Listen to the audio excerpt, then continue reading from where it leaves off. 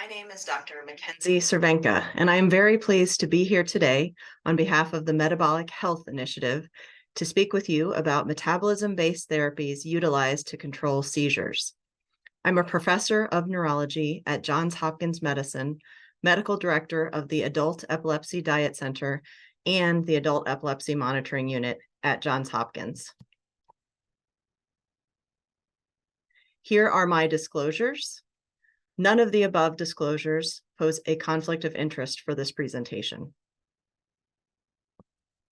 Here are our learning objectives for today: to explore metabolism-based therapy options for managing seizures, to apply current evidence regarding effectiveness of diet therapies in identifying appropriate candidates, and to identify contraindications that can limit metabolism-based therapy use and strategies to prevent, recognize, and manage side effects. I first want to lay out some of the basics with regards to seizures and epilepsy. A seizure is defined as a burst of uncontrolled electrical activity in the brain. Epilepsy is the tendency to have unprovoked seizures. The lifetime cumulative incidence by age of 80 of a single seizure is 9 to 11%, and of epilepsy is 2% in the general population.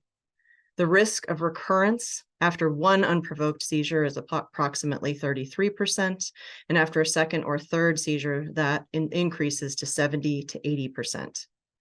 When we think about individuals that have anti-seizure medication-resistant epilepsy, the responder rates, meaning the rate in which a patient may have a 50% or greater seizure reduction, reduces to approximately 40% with additional anti-seizure medications.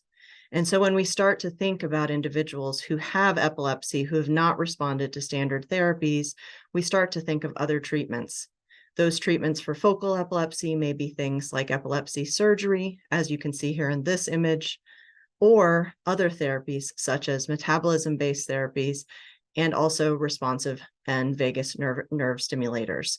And so here you can see just images of the various treatments once patients are thought to be anti-seizure medication resistant.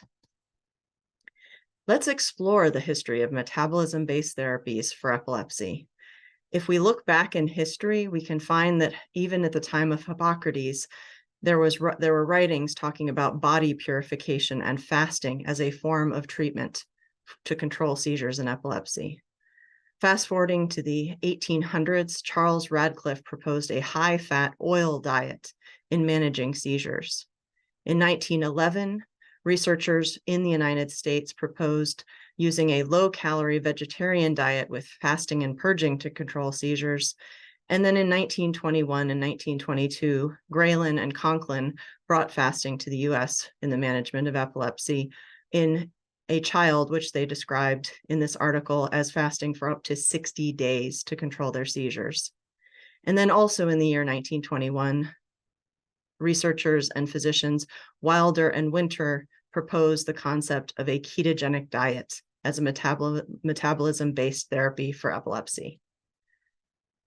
Let's look specifically at ketosis for epilepsy. Here's the very first article that was published in the Clinic Bulletin on July 28th, 1921, so over a century ago. This was a series of 3 patients with epilepsy, ages 13, 23, and 31 years. They were all admitted to the hospital and placed on a ketogenic diet. This was the first time the term ketogenic diet was referred to in the medical literature. And Dr. Wilder wrote, "We have here a method for observing the effects of ketosis on the epileptic." Fast forwarding to the 1930s, this concept of metabolism-based therapies sort of fell out of favor in the use in medical literature, mostly because anti-seizure medications became more readily available. For instance, a precursor to one of the more popular medicines, phenytoin, in the early 1930s. And then in the 1970s, there was a beginning of a reemergence of some of these therapies with the discussion of using a medium-chain triglyceride oil diet, followed by the Charlie Foundation, which was really one of the major contributors to the return of the diet in the use of management of pediatric epilepsy. This was because of a gentleman by the name of Jim Abrams, whose son Charlie was treated with a ketogenic diet to manage his seizures as a young child.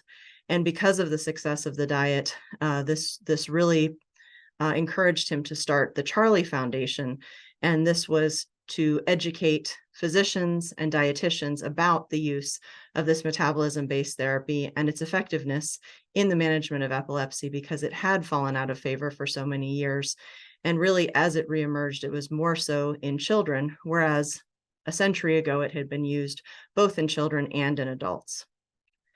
Once again, starting in the early 200s, there were new versions of this ketogenic diet that were proposed, such as by Eric Kossoff at Johns Hopkins with the modified Atkins diet, which you'll hear about more, and Heidi Pfeiffer and Elizabeth Thiel at Mass General with the low glycemic index treatment, LGIT or LGID diet, that you'll hear more about in just a moment.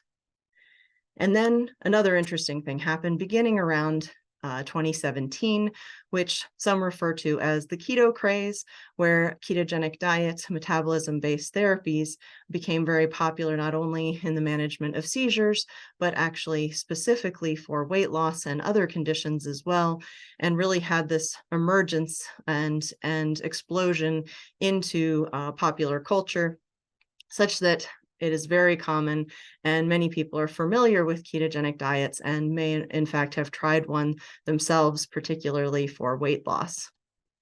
Now, when we use the term ketogenic, and you'll hear about this in many of the lectures as part of the Metabolic Health Initiative, what do we mean by ketogenic? Now, a very basic overview is that any kind of manipulation in which there's an increase in fatty acids in the circulation, those fatty acids are oxidized in the liver, and those are broken down into what are called ketone bodies.